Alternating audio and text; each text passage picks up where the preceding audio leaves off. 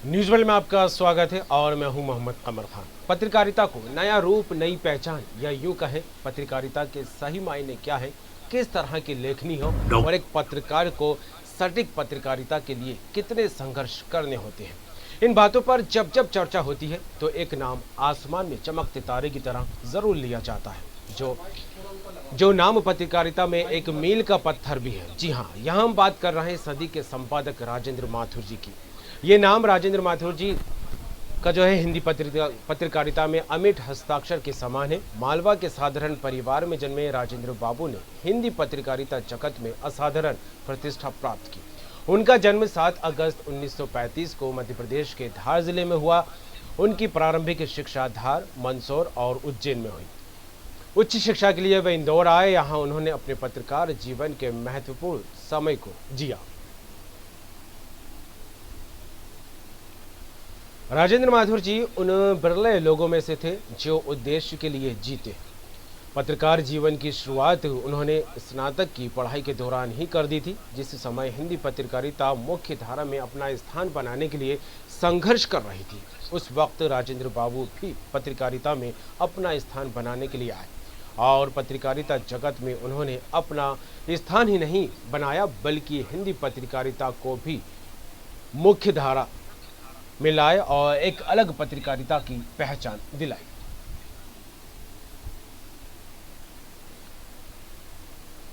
वे भारतीय परंपराओं और संस्कृति का हवाला देते हुए संकीर्णता की बेड़ियां काट आधुनिक दृष्टिकोण अपनाने पर भी जोर देते रहे हैं और सभ्यता को अक्षुण्ण रखने के लिए जिंदा दिली को जरूरी मानते रहे।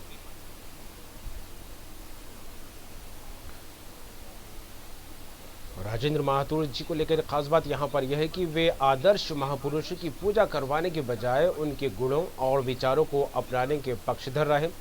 राजेंद्र माथुर के लेखन की समय सीमा तय नहीं हो सकती। इसी इतिहास की परतें निकालने के साथ 21वीं सदी की रेखाओं को असाधारण ढंग से कागज पर उतार देने की क्षमता भारत के किसी हिंदी संपादक में देखने को नहीं मिल सकती, जो बात राजेंद्र माथुर जी में देखने को मिलती रही। पत्रकारिता के दौर में जिस तरह से उन्होंने संघर्ष किया, जिस तरह की पत्रकारिता की उन्होंने पहचान बनाई, सदी के संपादक अगर जिस तरह से बात की जाए, इसलिए 1963 में 1969 के बीच राजेंद्र माथुर जी द्वारा नई दुनिया में लिखे गए लेख आज भी सामयिक और सार्थक लगते हैं।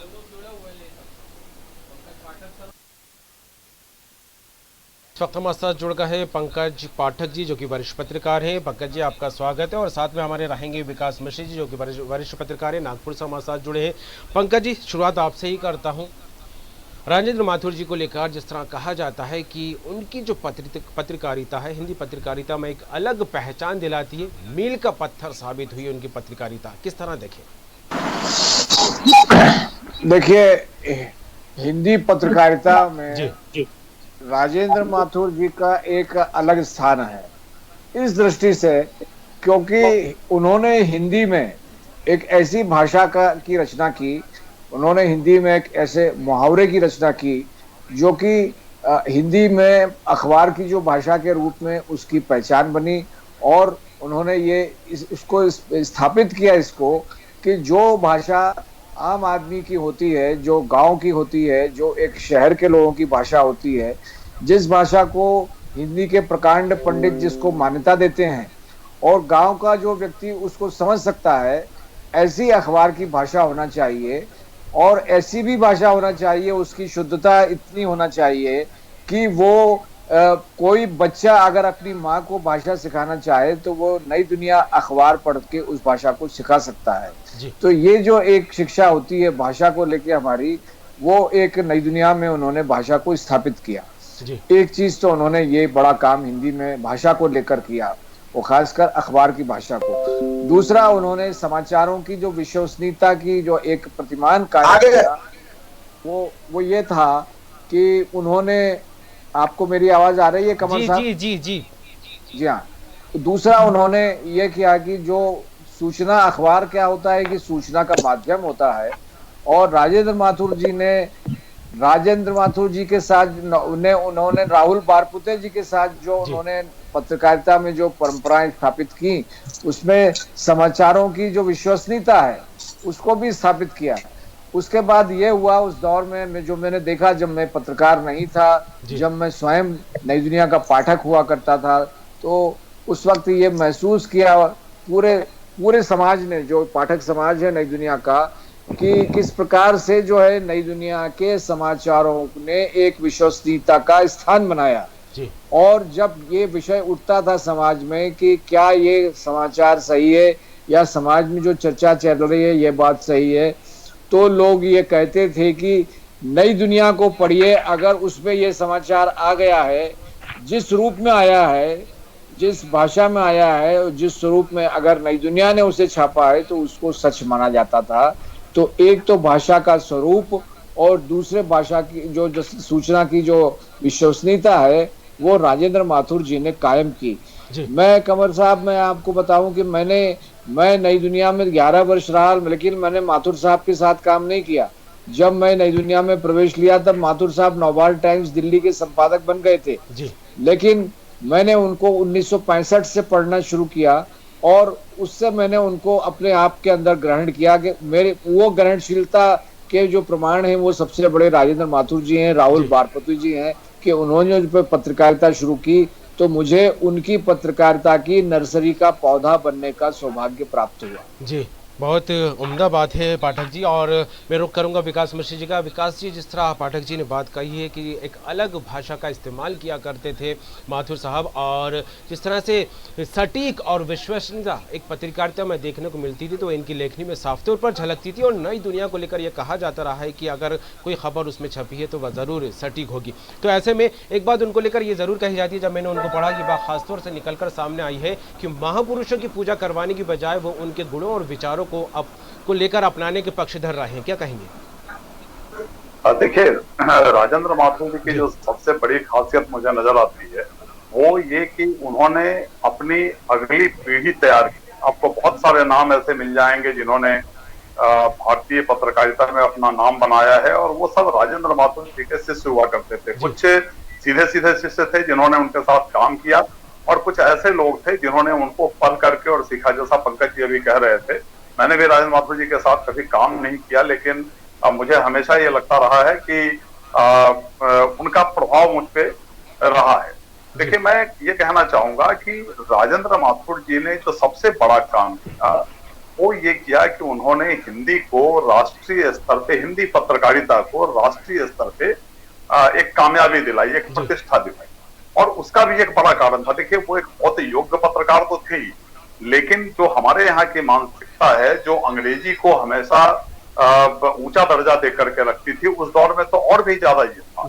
तो राजेंद्र माथुर जी चूंकि खुद अंग्रेजी के बहुत विद्वान व्यक्ति थे, इसलिए वो वहां दिल्ली पहुंच करके और वहां अंग्रेजी पत्रकारों का जो पूरा एक समूह हुआ करता था उसके बीच में पैठ बनाने में कामयाब, और अपनी विद्वता के कारण उन्होंने फिर पत्रकारिता को भी स्थापित किया। एक काम उन्होंने किया। दूसरा, जो राजेंद्र माथुर जी की प्रासंगिकता मुझे आज भी नजर आती है वो ये कि बिल्कुल बीच की लकीर पर खड़े होकर के वो पत्रकारिता करते थे, न लेफ्ट न राइट। आज क्या हो रहा है? आज या तो हम सीधे दक्षिणपंथी विचारधारा की तरफ है या वामपंथी विचारधारा की तरफ है। एक पत्रकार का काम होता है कि शून्य पर खड़े रह करके और एक समदृष्टि से सारी चीजों पर देखना, उसको एनालिसिस करना और वो जनता के सामने रख देना। ये राजेंद्र माथुर को आप पढ़ें तो राजेंद्र माथुर के आलेख में कंक्लूजन आपको नजर नहीं आएगा, कहीं कहीं निर्णय देते हुए वो नजर नहीं आएंगे। मैंने राजेंद्र माथुर को काफी पढ़ा है, मैं इस आधार पे ये कह सकता हूँ कि वो कहीं कंक्लूजन देते आपको नजर नहीं आएंगे। वो आम आदमी पर छोड़ते हैं ये बात कि जनता ये निर्णय करे। तो पत्रकारिता आज राजेंद्र माथुर की दिशा से पूरी तरह से भटक चुकी है, ये मैं जरूर कहना चाहूँगा। जी बिल्कुल विकास जी। और मैं बात करना चाहूँगा अभी मनोज, वरिष्ठ पत्रकार हमारे साथ जुड़ गए हैं। मनोज जी, आपका बहुत बहुत स्वागत है न्यूज़ वर्ल्ड में। मनोज जी, जिस तरह राजेंद्र माथुर जी को लेकर कहा जाता है कि राजेंद्र माथुर का जब नाम लिया जाता है तो उनकी लेखनी का भी जिक्र किया जाता है, या यूँ कहा जाए कि राजेंद्र माथुर और उनकी लेखनी का चोली दामन का साथ रहा है, और उनकी जो लेखनी है उसकी समय सीमा तय नहीं हो सकती थी। ये बातें भी लगातार कही जाती रही हैं, और इतिहास की परतें निकालने के साथ ही 21वीं सदी की रेखाओं को असाधारण ढंग से जिस तरह से कागज़ों पर उतारा करते थे, वो क्षमता, वो लेखनी आज शायद देखने को नहीं मिलती है। क्या कहेंगे अभी मनोज जी? देखिए, राजेंद्र माथुर जी जो है वो एक चिंतन के बहुत बड़े पत्रकार थे। उनके जो थिंकर शैली थी उसके हम लोग बहुत बड़े कायल हैं। और राजेंद्र माथुर जी की जो पत्रकारिता का सबसे बड़ा जो मुझे जो प्रयोग धार्मिकता थी उनकी, जब नील आर्मस्ट्रांग जब चंद्रमा पे पैर रखता है तो उसको उन्होंने जिस ढंग से कम्युनिकेट किया था नई दुनिया में, वो अपने आप में आज तक के वर्तमान पत्रकारिता से लेकर के और जितने भी पिछले पत्रकारिता देखते हैं तो वो अपने आप में एक स्तंभ नजर आते हैं कि उन्होंने राजवाड़ा को 3 राजवाड़ा बता करके लोगों को कम्युनिकेट किया था।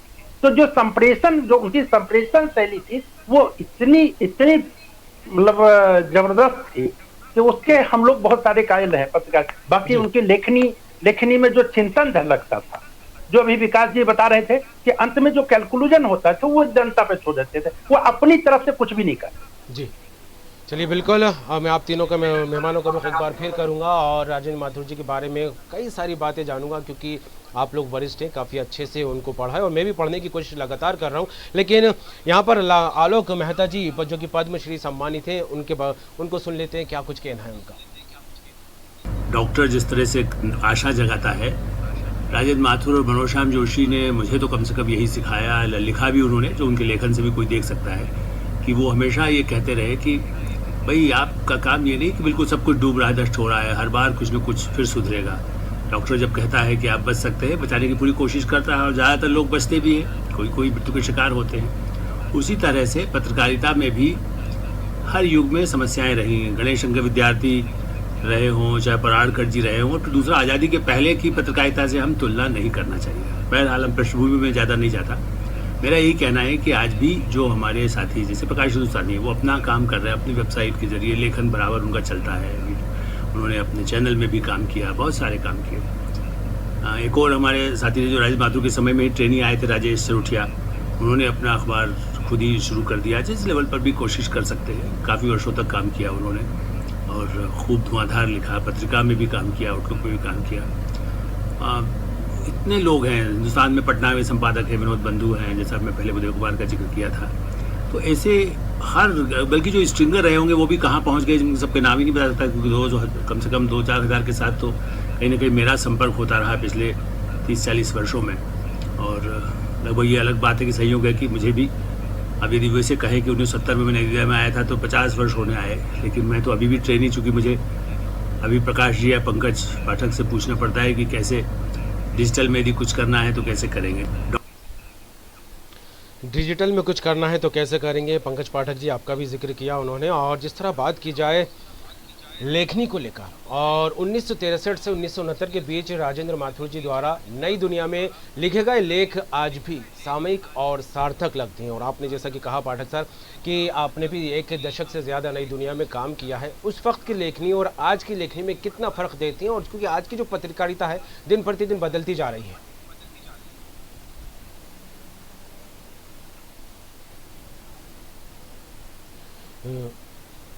पंकज सर, आपको मेरी आवाज़ मिल रही है?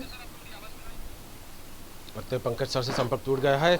तो विकास जी, आपसे ही जानना चाहूँगा, जिस तरह बात की जाए लेखनी को लेकर, और आज एक जो पत्रकारिता का परिदृश्य है, पत्रकारिता की जो छाप है, कहीं ना कहीं हर रोज़ एक अलग अंदाज में नज़र आती है, और पत्रकारिता की जो लेखनी है उस दौर की लेखनी के अलावा आज दिन प्रतिदिन बदलती दिखाई दे रही है। किस तरह देखें इन बातों को?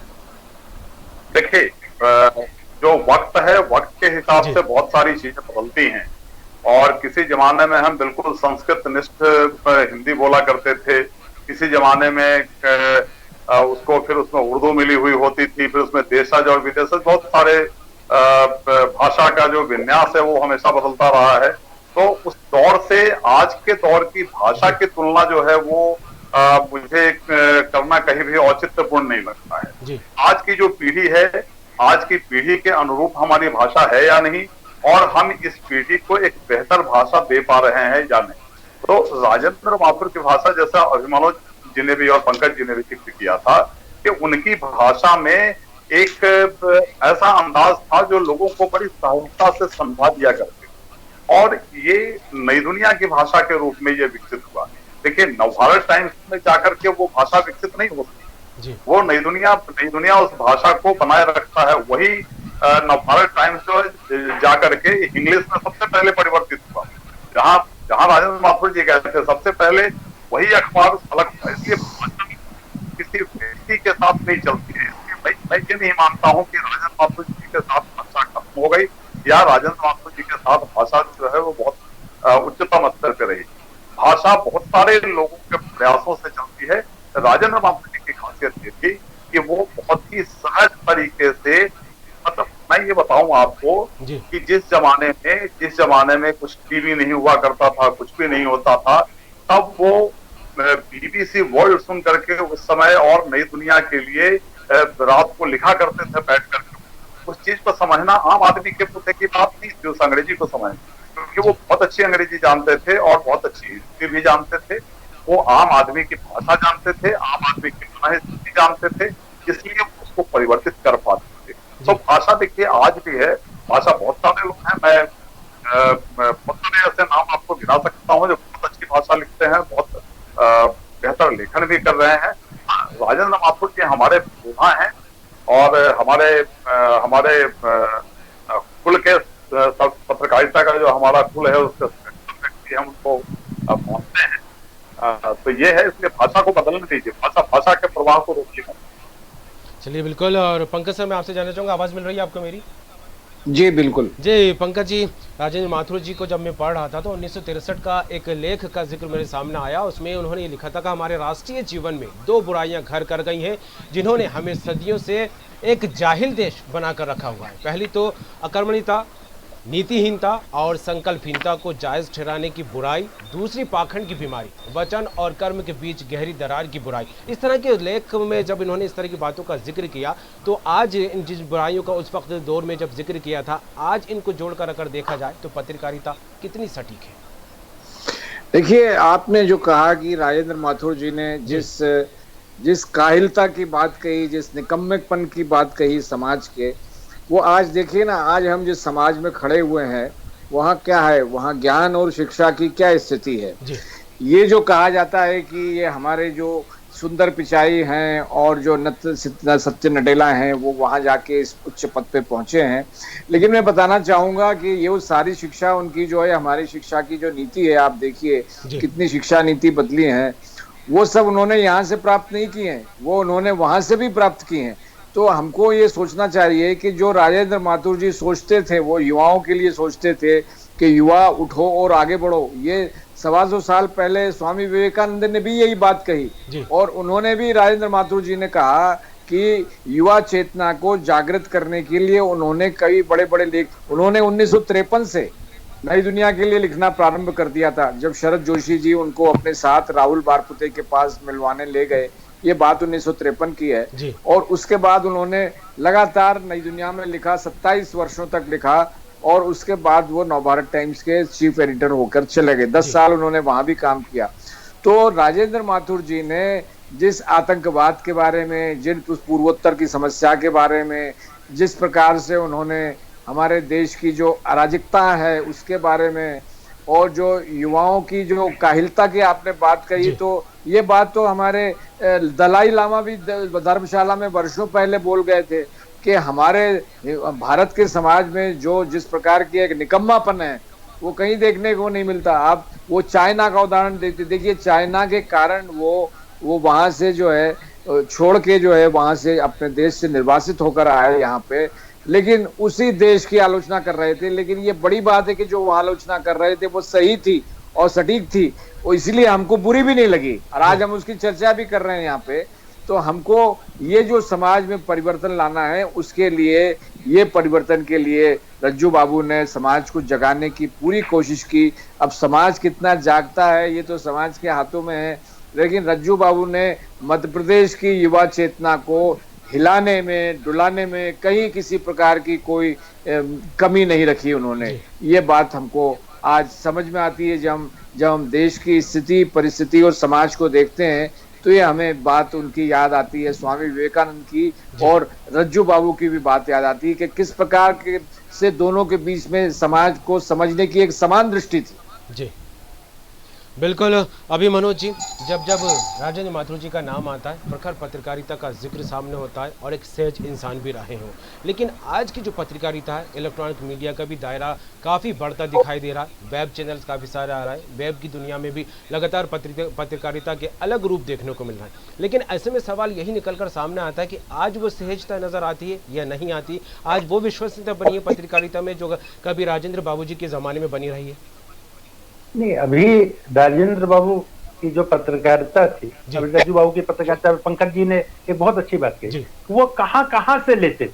अब जब हम लोग नई दुनिया में काम करते थे तो काम करने इकोनॉमिस्ट, शायद मेरे ख्याल से उसके सब्सक्रिप्शन, मेरे ख्याल सब्सक्राइबर केवल नई दुनिया ही अखबार होता था। इंटरनेशनल हेराल्ड जैसे अखबार केवल भारत में अगर 3 अखबार आते थे, उसमें एक नई दुनिया के लाइब्रेरी में पहुंचता था। ये रज्जू बाबू के समय के ये चले आते, और तो ये सभी लोग आए थे उनकी, तो वो जहां से उन सारी चीजों को लेते थे, तो वो पंकज जी ने बहुत अच्छा सवाल को उठाया। तो वो अपने आप में वो एक उनकी लेखनी में अपने, वो जब चाइना की बात करते थे या कहीं की बात करते थे, तो उसमें एक भविष्य दृष्टा के तौर पर भी देखते थे।